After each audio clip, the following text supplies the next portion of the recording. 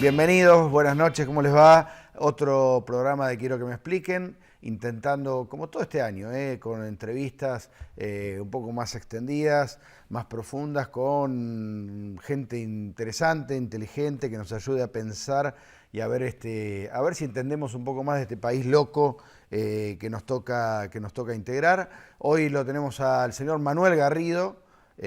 ¿Cómo andas, Manuel? ¿Bien? ¿Qué tal? Manuel fue, bueno, ustedes ya lo conocen, fue funcionario judicial muchos años, estuvo a cargo de la Oficina Anticorrupción, fue uno de los que la creó, de hecho, estuvo a cargo de la Fiscalía de Investigaciones Administrativas, fue diputado. Yo espero que vuelva a hacerlo porque a mí me gustaba que estuviera ahí en la Cámara haciendo lío, pero bueno, ahora andás un poco más suelto y un poco más alejado. Estás dedicado más a la docencia por ahora, ya vas a volver al ruedo.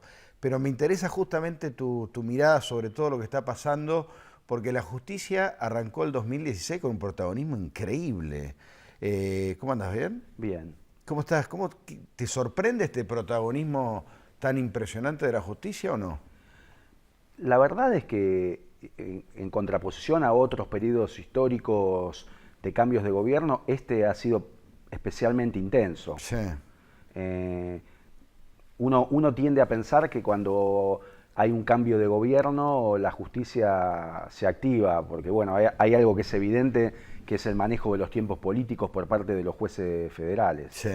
Pero bueno, sí me parece que ha tenido una intensidad que no, digamos, que no esperaba tanta intensidad, Tanta. ¿no? Bueno, está la famosa frase esa de la justicia a la cabeza de los dirigentes o por la cabeza de los dirigentes. Sí, uno siempre ha criticado estas especulaciones en lo que tiene que ver con la administración de las causas judiciales, porque bueno, durante el tiempo en el que las causas no avanzan, esas causas prescriben, los delitos se terminan de consumar. O se siguen consumando. En el caso, por ejemplo, el caso de Lázaro Báez, que ahora todos descubren que es un chorro. Pero el tipo siguió cobrando obra pública con sobreprecio durante muchos años, cuando lo de Lázaro Báez ya se sabía, ¿hace cuánto? 6, 7, 8 años seguro. Sí, bueno, claro, digamos, el fenómeno de la impunidad permite que continúen en la política personas que deberían salir Claro. a partir de la averiguación de que efectivamente están cometiendo delitos. Entonces, sí, la respuesta de la justicia, que cuando no es oportuna, no cumple la función que tiene que cumplir muchas veces. Eso te iba a preguntar, ¿cuál es la función de la justicia y cuál es el efecto social de la impunidad? Bueno, el efecto de la impunidad para la corrupción, bueno, es generar, es retroalimentar esos altos niveles de corrupción, porque lo único que puede funcionar como disuasivo, además de modificaciones en políticas públicas, es la percepción de que ese hecho puede ser detectado. Sí. Y que hay alguna respuesta por parte del sistema. La falta de detección, la falta de controles, la falta de respuesta judicial oportuna retroalimenta esa espiral. ¿Y esto solo impera en la función pública o se expande a toda la sociedad? Bueno, la corrupción no es un fenómeno solo de la función pública. O sea, si hay altos niveles de corrupción es porque también el sector privado está involucrado. Y por supuesto que las explicaciones todos tienden a autojustificarse. Lo hemos visto durante todos estos años, en los cuales en las reuniones de empresarios siempre surgía de manera informal el reconocimiento de que estaban cometiendo hechos de corrupción, pero con el autojustificativo de que de lo contrario no podían hacer negocios. Y esto también tiene una cuota de realidad. ¿Pegará algo lo de Brasil? Porque acá todavía no pasó, pero en Brasil están yendo presos funcionarios y empresarios por algo parecido a lo de acá, obra pública, en ese caso para alimentar la política, no para hacer rico a alguno, o tal vez sí, pero principalmente la política, y van presos los empresarios. ¿Vos creés que acá toman nota? ¿Hay fenómenos globales, digamos? No, puede ser que el seguimiento, las informaciones sobre lo que está pasando en Brasil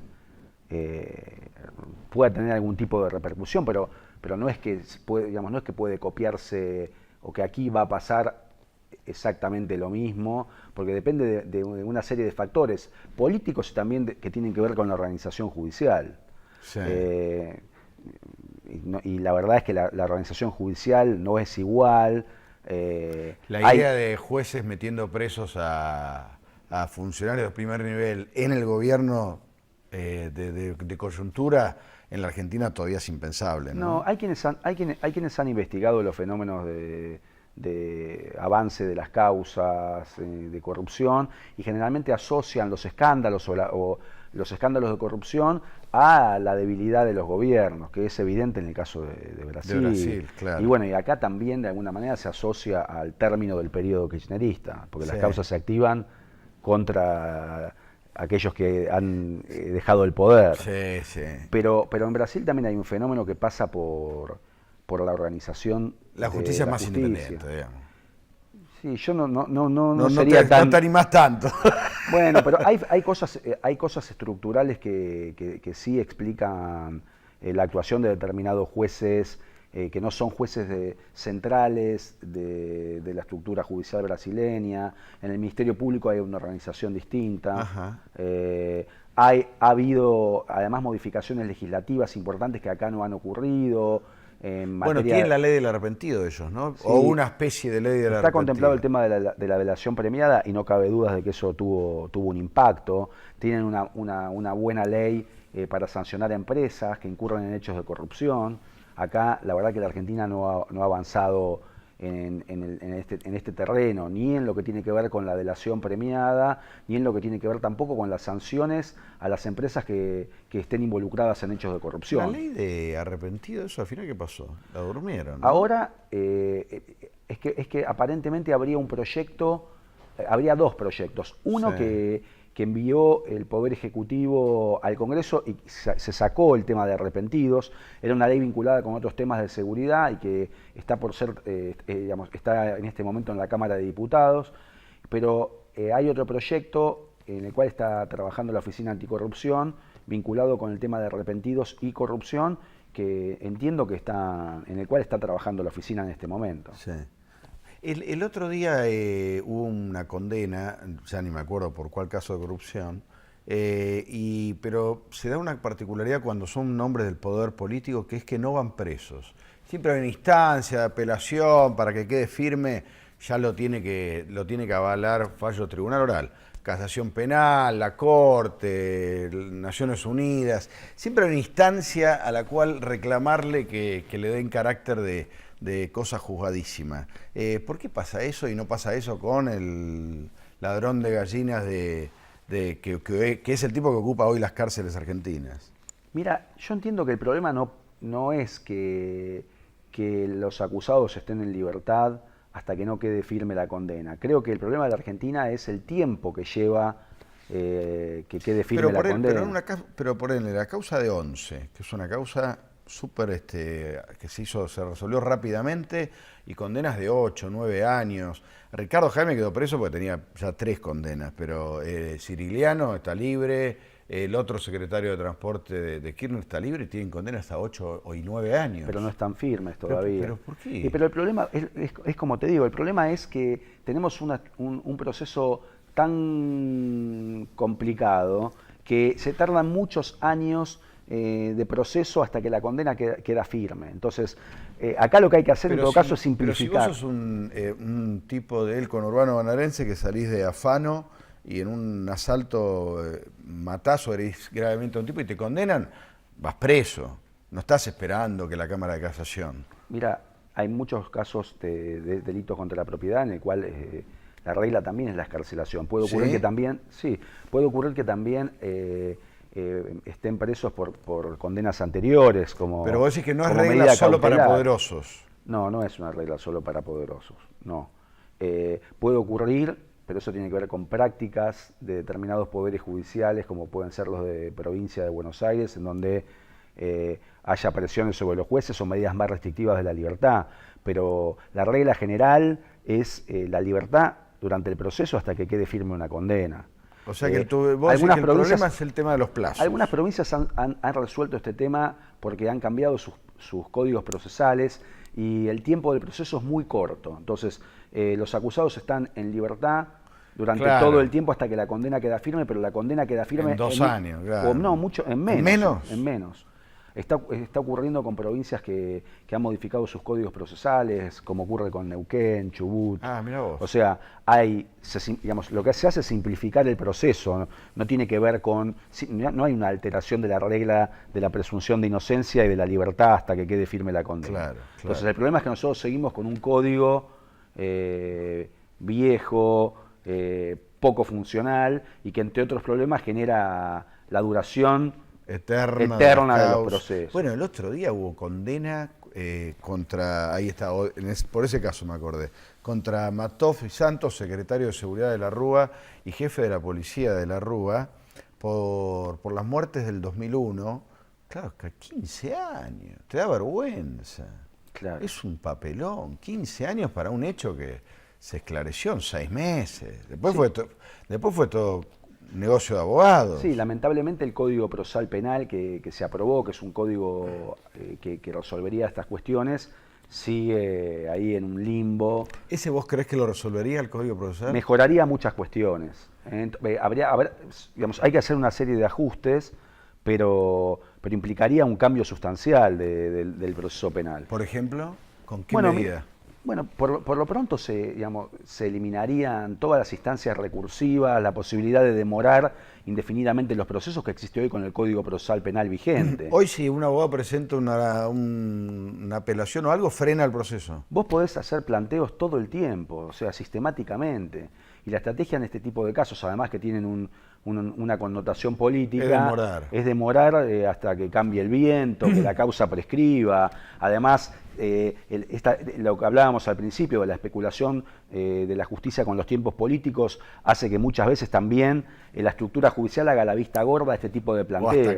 O hasta incluso que lo pida. Lo que le diga al abogado, presentame recusame, y con eso ganamos 6 meses. Sí, además, inclusive la propia justicia incumple algunas cosas que hasta el propio código contempla para evitar que se traben, como que no se que se envíen solo copias del expediente, que la causa continúe aunque haya recusaciones o planteos, y acá la práctica es todo lo contrario, que se suspende todo con cualquier planteo, y esto lleva a que se demoren indefinidamente las causas.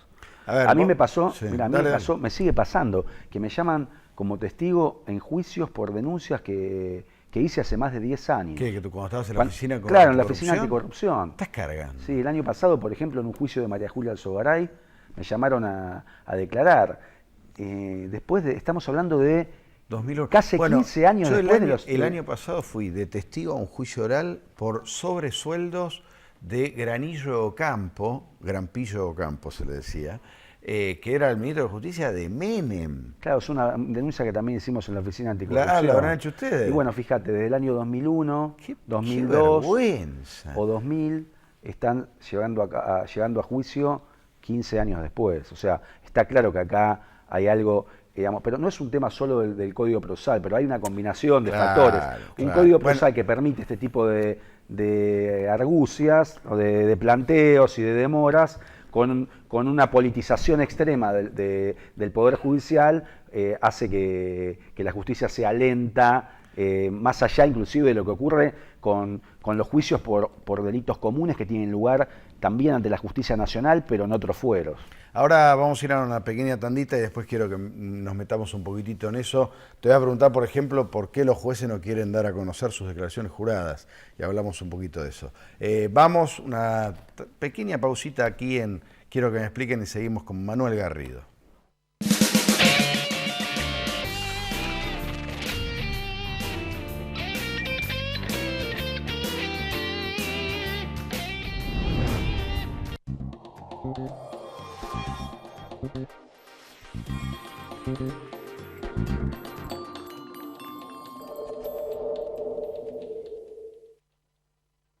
Cámbiate a Ospose Integral. Gana tu salud, ganas vos. Ospose Integral. Compromiso médico. La corrupción mata, empobrece, denigra, intoxica, desampara, excluye, contamina y nos afecta a todos. Los argentinos, para volver a creer en la política, necesitamos gobiernos transparentes. Para ello, es imperioso contar con organismos de control con los instrumentos adecuados y el fundamental respeto de las autoridades. Desde APOC trabajamos todos los días del año para un país justo e igualitario. El Centro Médico Montserrat, por sus servicios médicos de excelencia en diferentes especialidades, obtuvo la distinción del ITAES, el instituto que acredita garantía de calidad médica. Centro Médico Montserrat, un nivel superior en salud.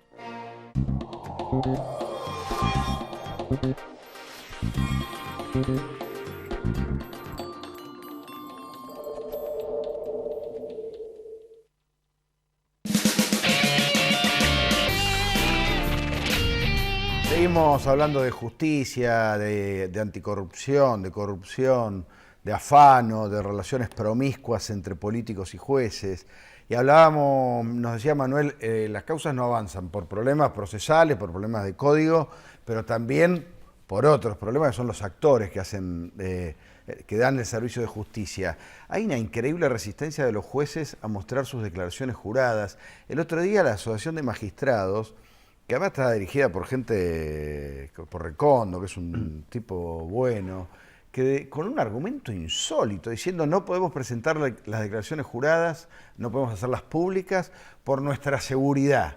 Y yo pensaba, y la ministra de Seguridad, Patricia Bullrich, que se te quiera vivir a Uruguay, o Lilita Carrió, que se la pasa a denunciar, o vos. Es una cosa, un argumento insólito. ¿Por qué no quieren mostrar las declaraciones juradas? Y porque hay una tradición oscurantista que es propia del Poder Judicial y de la organización judicial. Y porque hay, evidentemente, si uno lee la nota, digamos, es evidente el corte autoritario, una tradición autoritaria, un lenguaje autoritario, una manera de razonar autoritaria. La nota dice, decidida la publicidad de las declaraciones juradas por agentes externos al Poder Judicial. No. Los agentes externos es la sociedad. Es el Congreso de la Nación, claro, que representa al pueblo argentino.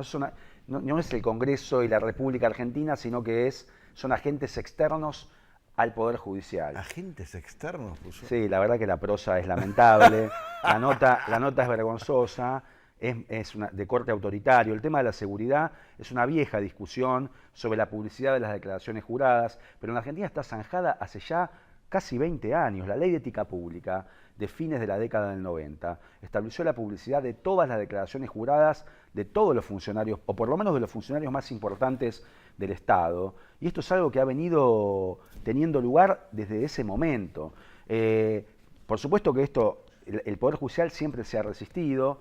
Todos recuerdan que la Comisión Nacional de Ética Pública, que era el órgano que tenía que controlar esas declaraciones juradas en todos los poderes del Estado, nunca se constituyó, especialmente por una resolución, una acordada de la Corte Suprema de los 90, en donde dijo que una comisión integrada por representantes de todos los poderes del Estado, si controlara las declaraciones juradas de los jueces, esto hubiera implicado una afectación a la división de poderes. Sí, eso era en los tiempos de la tormenta ética. Y esta corte, pero luego la corte que acaba de terminar, la corte de Lorenzetti y compañía. Lorenzetti y todos los que en ese momento integraban la corte, los que se jubilaron y los que se murieron, firmaron también una acordada oponiéndose a enviar sus declaraciones juradas para ser publicadas en la Oficina Anticorrupción, que era una ley que se dictó en 2013. Sí, o sea que hay una tradición. Y hubo una cosa peor que esa, que en un momento dado hicieron una declaración jurada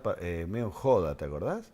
Declarando, obviamente con valuaciones fiscales, pero era una cosa como muy cargosa, casi como riéndose del pedido de declaración jurada, de parte me acuerdo, de todos, Zaffaroni y Lorenzetti, incluso Carmen Argibay, que estoy seguro que no se llevó un peso de ningún lado jamás. Pero no es una cuestión, pasa por el tema de la publicidad de los actos de gobierno, claro, y de las reglas de prevención que tienen que aplicarse a todos los funcionarios públicos. No hay razones para diferenciar a jueces de funcionarios legislativos o de funcionarios del Ejecutivo. Y el argumento de la seguridad, ¿por qué lo invocan los jueces y no los fiscales? Que también están investigando delitos, ¿no? Es un tema que digamos, no es un tema que pueda justificarse. Además, la ley diferencia entre datos sensibles y datos que no son sensibles. Las convenciones internacionales de las que Argentina es parte establecen que las declaraciones juradas tienen que ser públicas, al menos en una parte sustancial. O sea, cuestiones normativas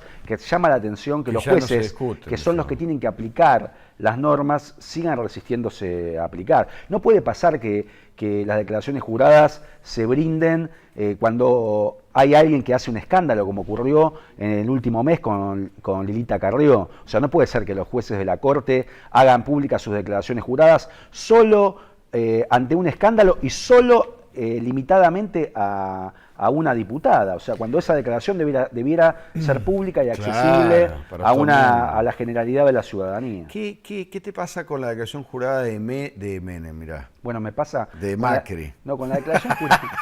Con la declaración jurada de Menem me pasa que estoy en juicio con el Congreso. ¿Por qué? Porque pedí la declaración jurada de Menem hace 4 años, sus declaraciones juradas como, ¿las de ahora? Como senador. Y en ese momento, el vicepresidente en ese momento, presidente del Senado, ni me respondió, ni dijo no. Vudú. Ni dijo no, y estoy hace ya un año litigando contra el Estado Nacional para algo que debiera ser público, que este es otro problema también. En el Congreso ¿las de también los senadores tampoco son accesibles? No, también es una publicidad limitada la del Congreso, pero también tiene que ver con los límites de los controles, porque uno cuestiona muchas veces la falta de autonomía de la Oficina Anticorrupción, pero los otros poderes del Estado no tienen ningún órgano de control. Ni el Congreso, o sea, no hay un órgano que controle las declaraciones juradas de los miembros del Congreso. ¿Y para qué las hacen entonces? Sarasa. Bueno, están depositadas en el Congreso y si hay una investigación judicial, pero es el viejo régimen que estaba vigente hasta antes de la Ley de Ética Pública. La de Macri, la declaración jurada de Macri, ¿qué sensación te deja? Y yo creo que debiera explicar cómo es que salta, o sea, debiera explicar la declaración jurada anterior, digamos, en donde evidentemente no estaba bien confeccionada. En lo que tiene que ver con el valor de las acciones. Claro, porque tenía acciones a las que no había cotizado y ahora sí las cotiza. Bueno, digamos, no se entiende cómo no estaban adecuadamente valuadas esas participaciones accionarias. ¿Puede controlar eso la Oficina Anticorrupción o siendo un organismo que está dentro de un ministerio tiene las manos atadas? Tiene la obligación, la oficina está para eso. Es cierto que desde el momento en que se creó la oficina, los que estábamos en la oficina siempre pedimos y promovimos la necesidad de que la oficina tuviera mayor autonomía, que es un tema que es una asignatura pendiente. De hecho, la propia Laura Alonso, tengo entendido que antes de asumir, trató de lograr que se le otorgara mayor autonomía a la Oficina Anticorrupción. Pero de vuelta, es un tema de voluntad política, de incentivos, y en la Argentina, lamentablemente, a diferencia de lo que ocurre en otros países de la región, hay muy poca predisposición a fortalecer controles o a implementar políticas anticorrupción. Ahora, ¿cuál es vos que sos experto en el tema y además lo has estudiado mucho a nivel global, ¿qué hay que hacer? ¿Hay que modificar culturalmente a una sociedad para que dé dirigentes más honestos? ¿O hay que armar reglas para que los dirigentes más honestos se tengan que ir o no actúen? Y yo creo que es una retroalimentación. Es las dos cosas. No creo que sea un tema cultural, porque bueno, la verdad que me resisto a creer que la cultura argentina sea una cultura que se caracterice por la corrupción. ¿Te acordás de Valle, el presidente de Uruguay, que dijo los argentinos son todos chorros? Bueno, no, yo creo que... Pero hay países que están más apegados a las normas que otros, ¿no? Eso sí, seguro.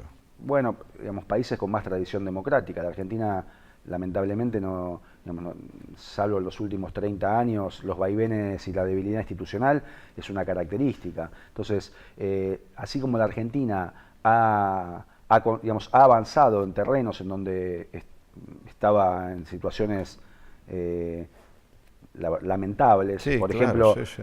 Porque la democracia argentina ha avanzado, por ejemplo, en tema de estándares en materia de derechos humanos. Bueno, entiendo que la percepción de que hay un problema en la Argentina que tiene que ver con altos niveles de corrupción merece ocupar un lugar central en la atención de los que toman las decisiones y lo que hay que hacer es generar incentivos o desincentivar los hechos de corrupción. Entonces, es un trabajo sostenido. Claro, con el tiempo, ¿no? Con el tiempo, por supuesto que una ciudadanía activa participando y reclamando es un ingrediente esencial para que haya una modificación de actitudes y de prácticas. Che, Manuel, te agradezco que hayas venido. No te borres de la política o de la justicia, porque en serio se te extraña y se te necesita, tenés que armar lío ahí. Déjame hacerte una pregunta. ¿La imaginás a Cristina presa? Y es posible en Argentina. De hecho, ha habido otros presidentes que han tenido... Menem, claro, Menem, ¿te acuerdas? el propio de la Rúa ha tenido sus sofocones ante la justicia. Y bueno, nunca explicó Cristina su evolución patrimonial. Y está claro que es mentira que su patrimonio se haya fortalecido por su práctica como abogada exitosa. Era bueno, pero vos que sos abogado, ¿no te la cruzaste nunca en tribunales ahí litigando? No, porque ella litigaba en otra jurisdicción, seguramente. Qué increíble, todavía algunos creen que es abogada trucha, pero hay ahí también algo, porque digo, la sociedad ya sabía mucho de todo lo que estamos viendo ahora, ¿no? Y bueno, de hecho, cuando yo estaba en la Fiscalía de Investigaciones Administrativas y se produjo todos los sucesos que terminaron en mi renuncia, el motivo claramente fue la investigación que nosotros estábamos haciendo sobre la evolución patrimonial de Cristina. Ah, mirá, claro, tenés razón. Y Néstor, y la apelación. ¿Qué año fue eso? Y fue en el año 2008 que se desencadenó toda la crisis y la decisión del procurador de recortar las facultades de la Fiscalía. Y eso está claramente vinculado a la evolución patrimonial. Y eso todavía no ocurrió. O sea, Cristina no se la ha convocado para dar explicaciones, no se ha investigado sustancialmente su evolución patrimonial y muchas causas están archivadas e inclusive fueron cerradas sin pruebas y de manera poco cristalina. Más de una hora de estar. ¿Qué teníamos ahí en el cajón de las cosas olvidadas buscando algo para reflotar? Gracias, Manuel. No, gracias a vos. Un gustazo, en serio. Nosotros nos vamos hasta la semana que viene en otro Quiero que me expliquen. Chau.